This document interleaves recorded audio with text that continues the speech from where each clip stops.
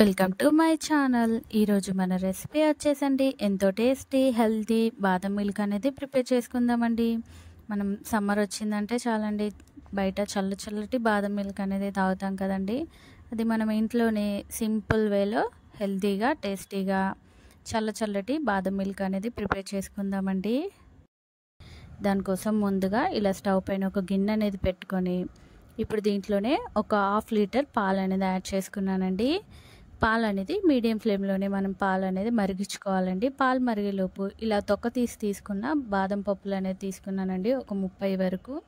వీటిని ఇలా మిక్సీ జార్లో యాడ్ చేసుకొని దీంట్లో కొంచెం పాలు అనేది యాడ్ చేసి స్మూత్గా ఎక్కడ ఉండలు లేకుండా ఇలా మిక్సీ అనేది పట్టి తీసుకున్నానండి. ఇప్పుడు ఇది పక్కన పెట్టేసుకుందామండి. ఈ లోపు అయితే పాలు అయితే మరిగిపోయాయండి, చూసారు కదా.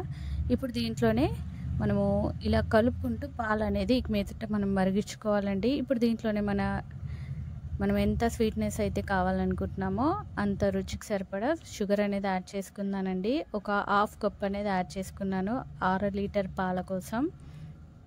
ఇప్పుడు దీంట్లోనే మనం ఇందాక మిక్సీ పట్టుకున్న బాదం పేస్ట్ అనేది కూడా యాడ్ చేసుకొని ఇప్పుడు ఎక్కడ ఉండలు లేకుండా ఇలా కలుపుకుంటూ మనం పాలు అనేది మరిగించుకోవాలండి.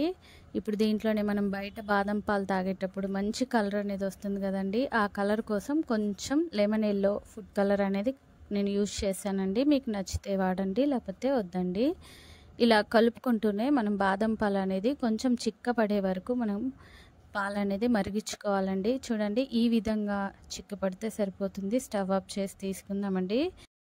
కాసేపు ఫ్రిడ్జ్లో పెట్టుకొని చల్లార్చుకున్నాక ఇలా గ్లాస్లో అనేది యాడ్ చేసుకొని దీనిపైన సన్నగా తరుక్కున్న డ్రై ఫ్రూట్స్ ముక్కలు అనేది కొంచెం యాడ్ చేసుకొని తీసుకుంటే ఎంతో టేస్టీ అయిన హెల్తీ బాదం మిల్క్ అనేది రెడీ అయిపోయిందండి. టేస్ట్ అనేది చాలా బాగుందండి.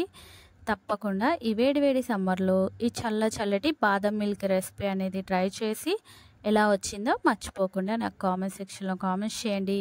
అలాగే ప్లీజ్ లైక్ చేయండి. నా మరిన్ని వీడియోస్ కోసం ప్లీజ్ మన ఛానల్ని సబ్స్క్రైబ్ చేయండి, షేర్ చేయండి. Thank you for watching the video.